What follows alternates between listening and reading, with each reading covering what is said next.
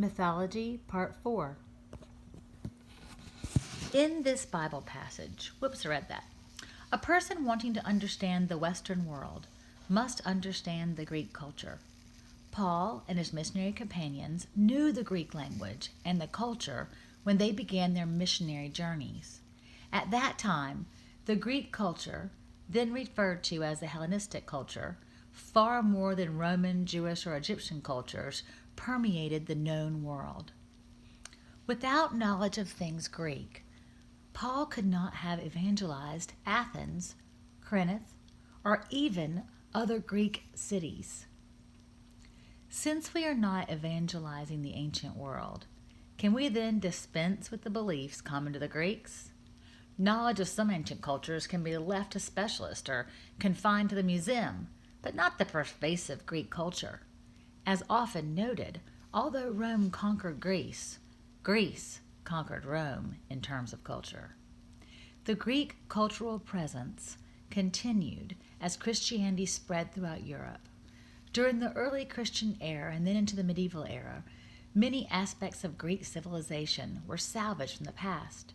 From Aristotle's Poetics to Zeno's Stoic philosophy, Greek writings and ideas have been taken out of storage, polished up, and used and reused over and over again.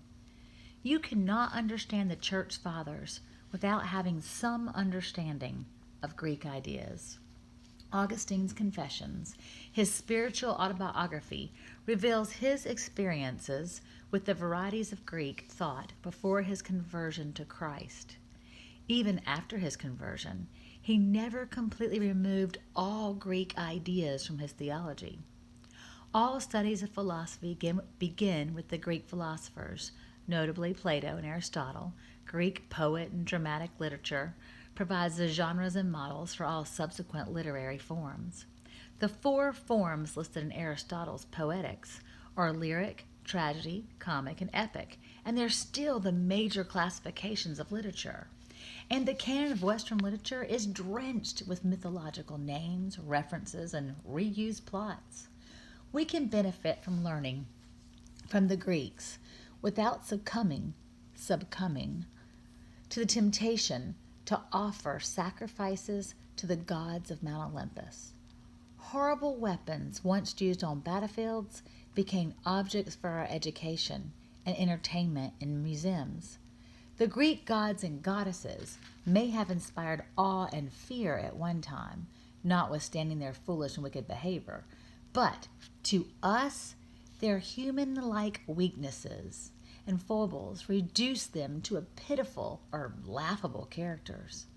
One can hardly take the womanizing Zeus and the ever-jealous Hera seriously. The gospel has reduced classical myths to objects for our education and entertainment. Writing to Greeks in Corinth, Paul said that the Christian mission was bringing every thought into captivity to the obedience of Christ.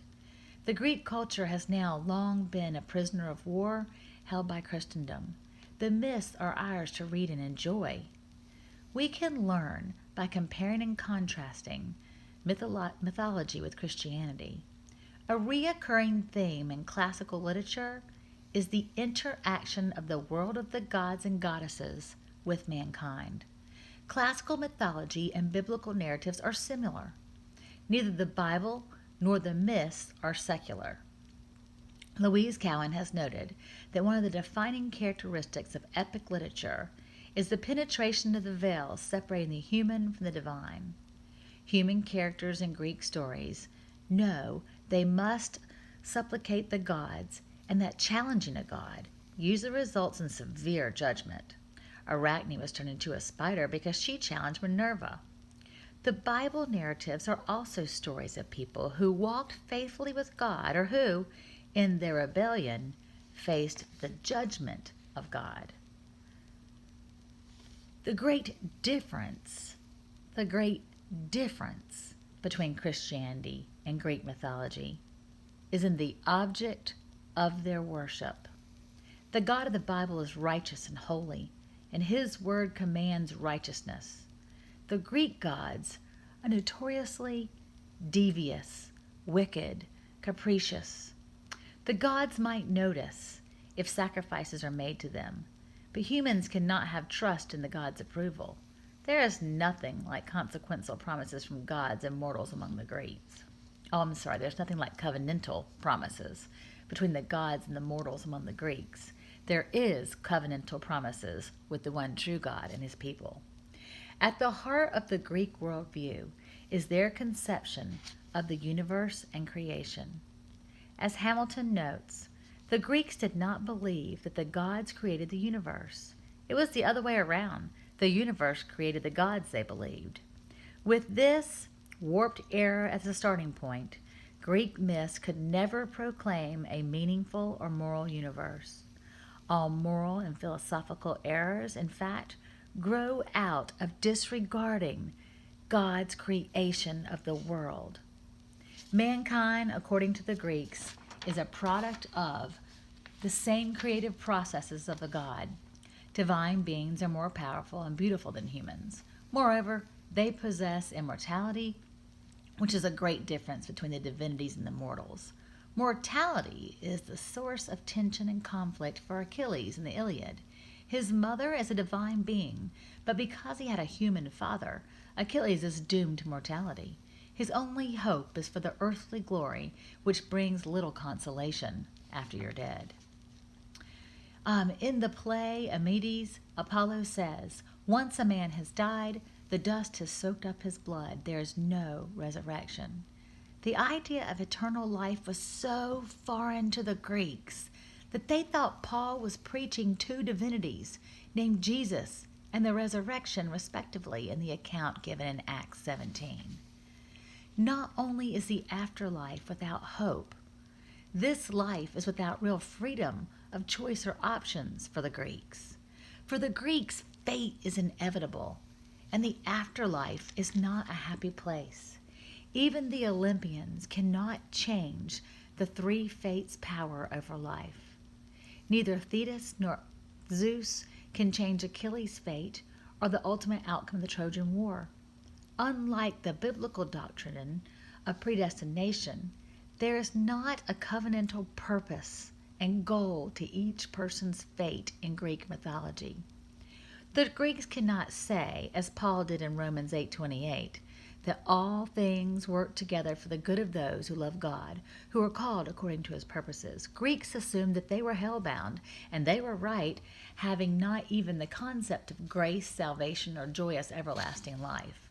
Man's helplessness, mortality, and subjection to fate led the Greeks to emphasize heroic characters.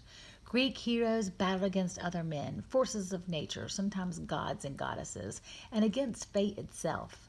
Such heroes, like Theseus and Odysseus, are physically strong and crafty in the use of their minds. In contrast, though, Hercules and Achilles were definitely more brawn than brains. The hero motif is still ever popular in books and movies. A major change in the character of a hero coming through a Christian tradition is the elevation of the weaker person or the unlikely character to hero status. Note that. Tolkien chose hobbits to save the Shire. Lewis chose children to rule Narnia. Greeks would not have understood the triumph of the underdog. The lowly could often serve the powerful, but the lowly never overcame the powerful. Throughout the history of literature, many writers like Dante, Shakespeare, and Milton blended the Greek and biblical traditions in their works. Christian writers of the future, growing up in Asian or African cultures, may make extensive use of the folk legend and myths of their lands. But even then, they will still be using the Bible, and along with it, mythology, to create the literature of the future. But whatever happened to Jack and John? They continued to talk about myths, and eventually they discovered the gospel. Jack, of course. He saw the gospel as one of the many dying God myths. In the gospel, John told him, myth became fact. In the gospel, myth became fact. Maybe Jack wrinkled his brow, but the light would soon dawn. The power of the gospel, the true myth, would overwhelm and overpower him, and through his words, many others as well.